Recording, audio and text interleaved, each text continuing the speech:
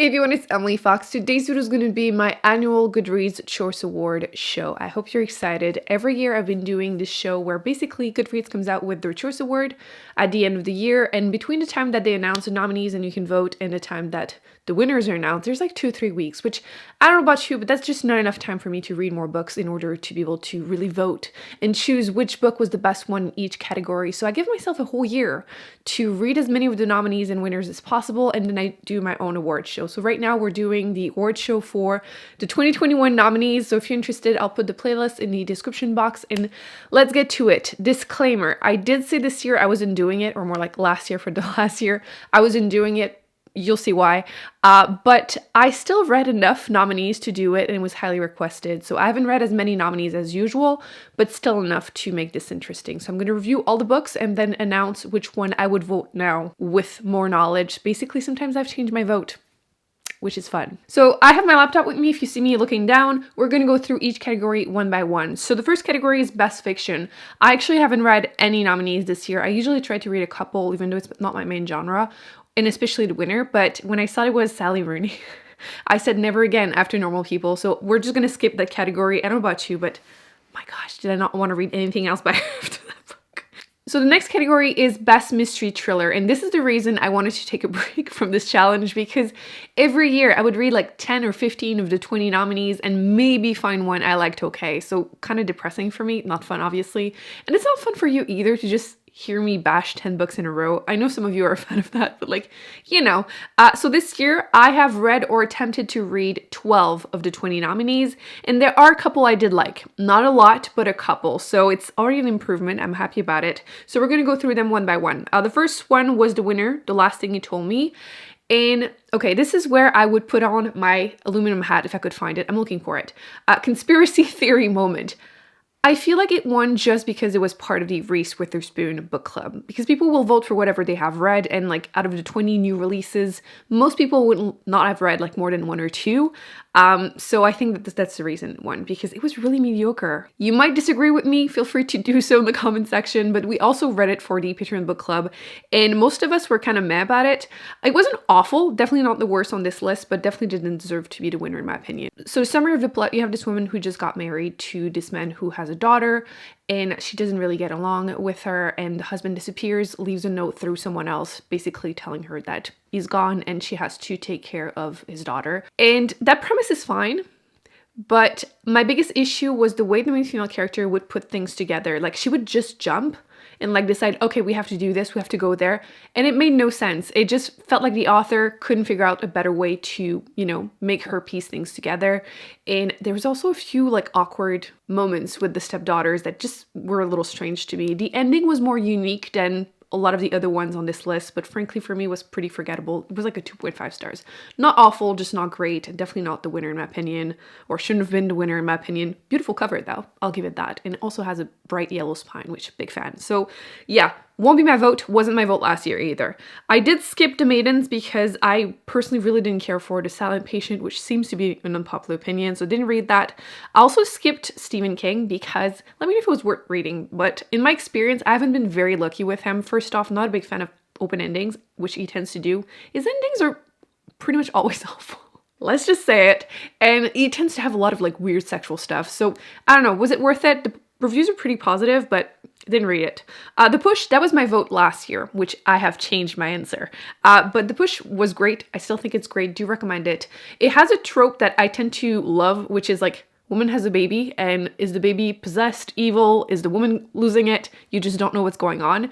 And I think this is the best book that I've read with that trope. So do recommend it. You have the classic, you know, like the child is doing awful things. Is the mother losing it? The husband is completely useless, as they usually are with that trope in general. And I found that this one didn't have an open ending. I feel like it's very common once again with that premise, but I thought it was pretty clear, but then I had a few people debate with me that it wasn't what I thought. I still think what I think. I'm not going to spoil any books in this video, but I thought it was pretty clear. Anyway, do recommend it. It was good, but again, not my vote this year. And that's the beauty of this challenge, you know? I had a chance to read more, and I feel like something else is even better on this list. Then we have to go down further. Apples Never Fall. I actually put it down really early into reading it. Just decided that the author in general is not for me. This was my fourth book by her, and I was already not feeling it really early, so we're just skipping it. The Wife Upstairs. I would recommend this if you are a Jane Eyre fan and you want to read a retelling of it. It was good for that. Like, it's not my favorite on this list, but it wasn't bad. So yeah, Jane Eyre fan, go ahead and pick this up. Then we have Rock, Paper, Scissors. Again, gorgeous cover. I really like landscapes for mystery thrillers, but the book was kind of meh. I think one of my biggest issues with mystery thrillers on these lists is that they're often family drama, like they're not really mystery thrillers, or they have really bad tropes that have been overused, like alcoholic woman, coma, husband cheating. Like, I don't care. I don't care about those. That's kind of why these lists don't really work for me in terms of recommendations. But this one, my biggest problem is that it starts with the husband having, I don't remember the disease name, like he can't recognize faces. So I feel like that's kind of a cheap way to make the story like unreliable. It was fine. I feel like the ending was pretty obvious, but some people liked it. Not the worst on this list, but meh. Then we have my personal favorite. Highly recommend this one, Razorblade Tears. This is going to make it to my best books of 2022, already saying it. I feel like if you've seen my videos, it's obvious because I've been raving about this. This is what I call a dad recommendation. I'm obviously not a dad, but I would recommend this for Christmas if you have a dad that likes to read or wants to read more, because this reads like an action movie, which is great. So you have these two dads who haven't been great dads, actually. They've been to prison in the past. They're not close to their sons because their sons are gay. And both dads are kind of homophobic, but the sons married together and then they were murdered. And they're kind of developing like an unlikely friendship. I should say allyship because they're not friends. But I really enjoyed the characters. They're pretty morally gray, but you get so emotionally invested in their story. You want them to succeed. And there are some really great, interesting discussions about homophobia and racism throughout the book, and I really enjoyed it. So if you're looking for a new book to pick up that is a pretty quick read, it's like 300 pages. It's a bit more family drama than I like on this list in general, but I was warned prior and I love this. 5 stars. My vote. My winner.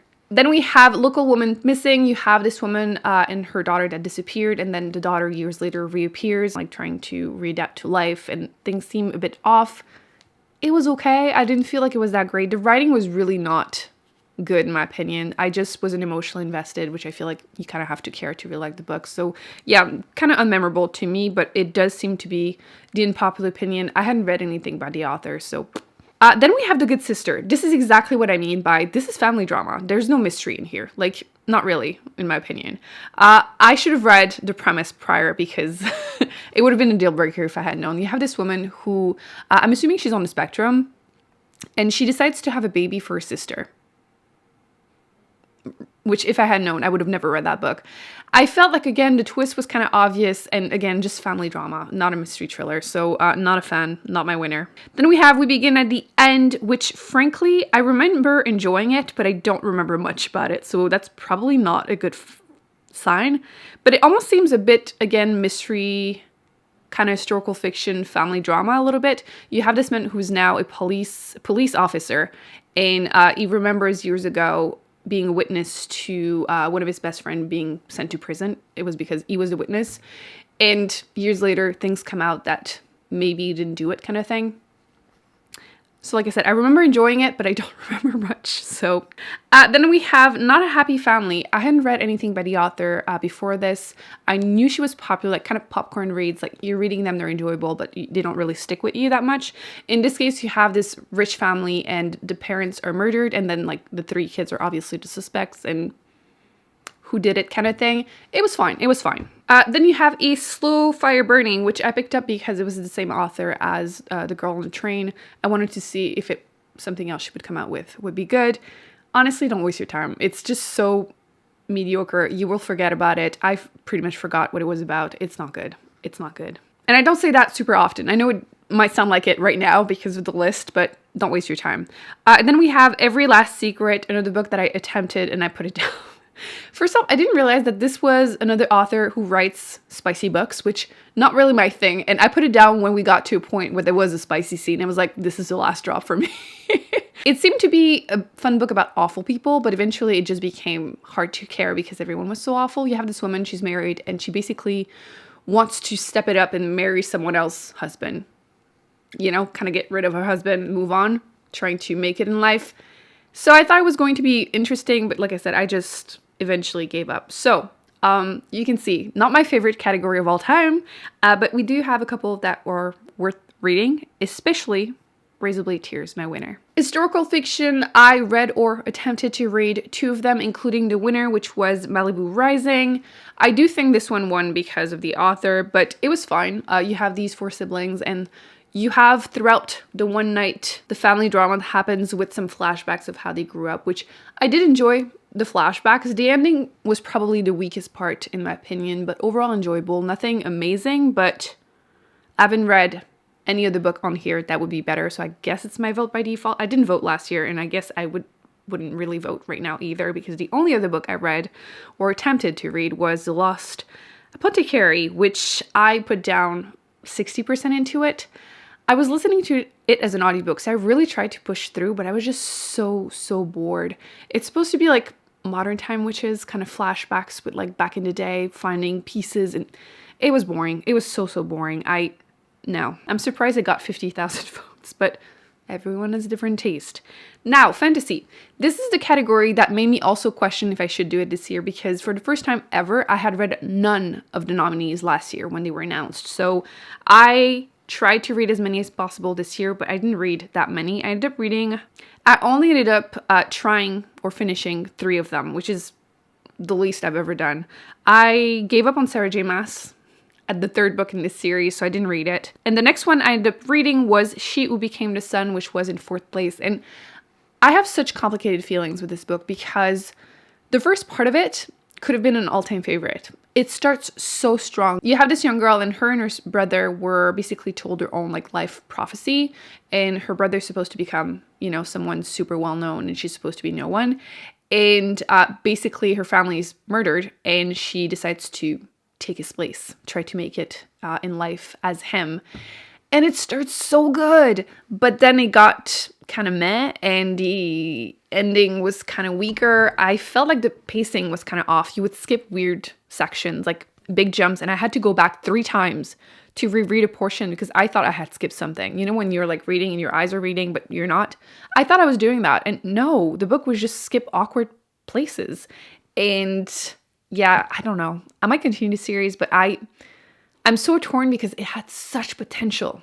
I did try to read The Book of Magic by Alice Hoffman. I gave up on this series at this point. I really enjoyed the movie of Practical Magic, and I read the book. It definitely reads dated. And then I read the prequel, and is it the other prequel? No, I attempted to read the other prequel, and this is the sequel. And again, I put it down really quickly because I'm realizing her writing just doesn't work for me. So no hard feelings, just not for me. The next one I did finish was The Shadow of the Gods. This one is like a Viking-inspired world where, frankly, I'm surprised anyone makes it to adulthood. I would die so quickly. The magic system was probably the strongest portion, in my opinion. The ending was actually really good, and you just have, a few different point of views following, trying to discover what happened to the old gods that just all disappeared. And I liked it. It's not an all-time favorite, but I'm definitely curious enough to continue the series. And between the 3, I guess it's my winner. It's not like my strongest vote, but it's really popular. Just personally, I'm not huge on Vikings. So for me, it was 4 stars. Like, it was a solid book. It's just not my all-time favorite fantasy. Romance. Okay, I am not a romance person, but Emily Henry is changing my mind. This is the last book I just finished, People We Meet on Vacation. I read the one that is actually a nominee for this year's Book Lovers. I'm hoping it's going to win, even though maybe Colleen Hoover is probably going to win because it's Colleen Hoover. But I wish Book Lovers would win because it deserves it. And I only read this one in this category. It was good. It's not an all-time favorite. I do prefer other characters. I feel like they were a good match, and I don't feel like these 2 work together.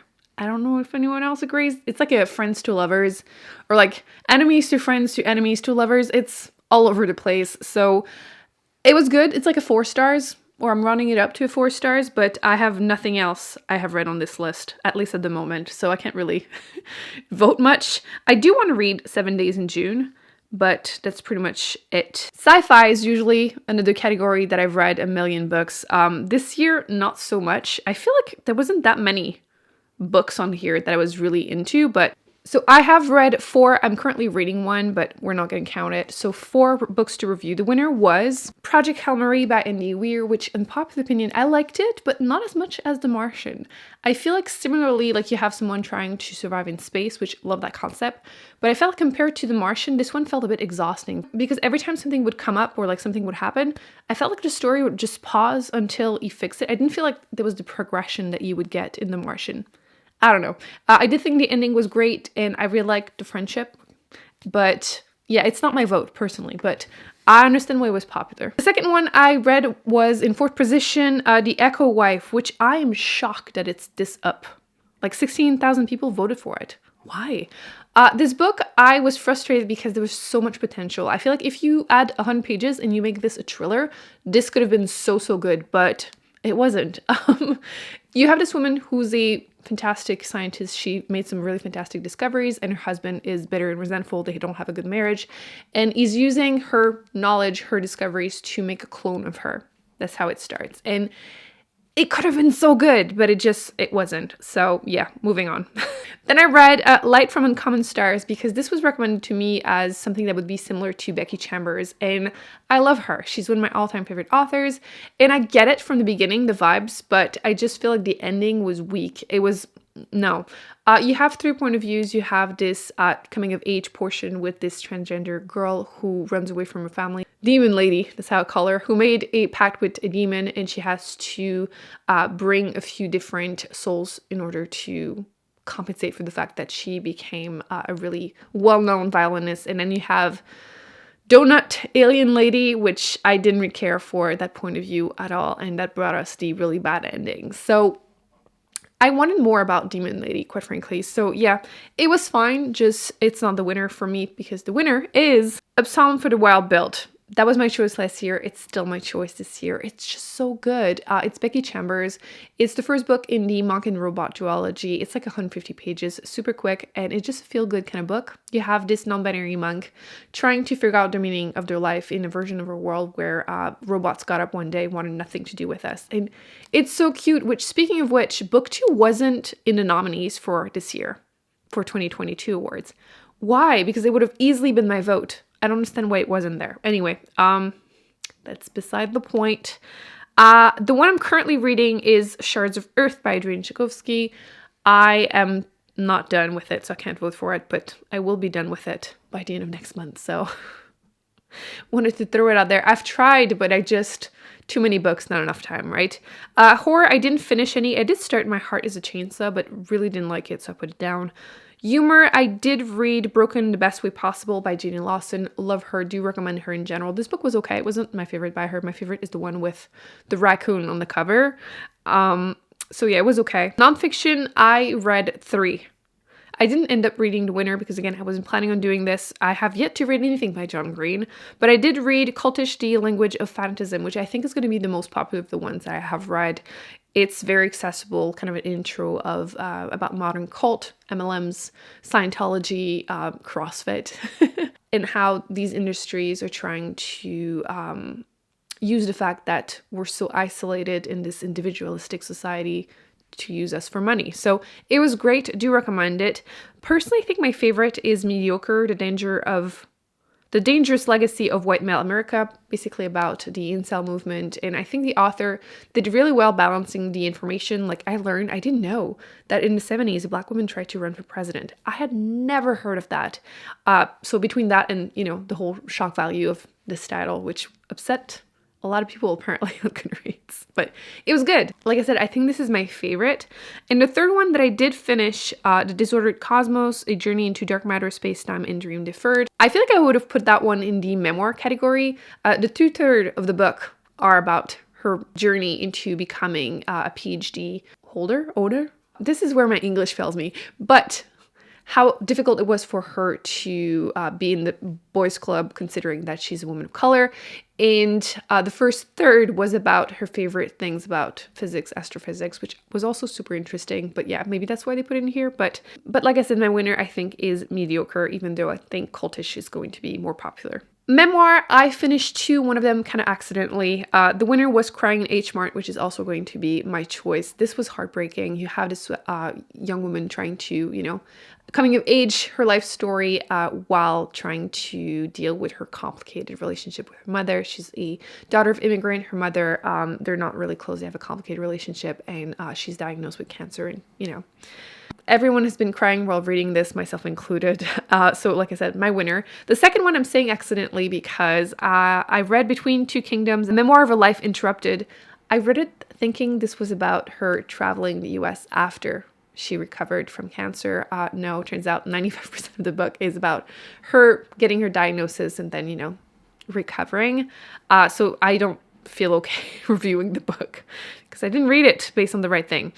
History and biography, I did read one. I really wanted to read The Winner, Empire of Pain, but like I said, I wasn't planning on doing this video, so I never got around to reading it. It's still on my waiting list at the library though. But I did read the one in second place, The Woman They Could Not Silence, which was fantastic. This is my second book by the author. I also recommend Radium Girls by her. Love that one.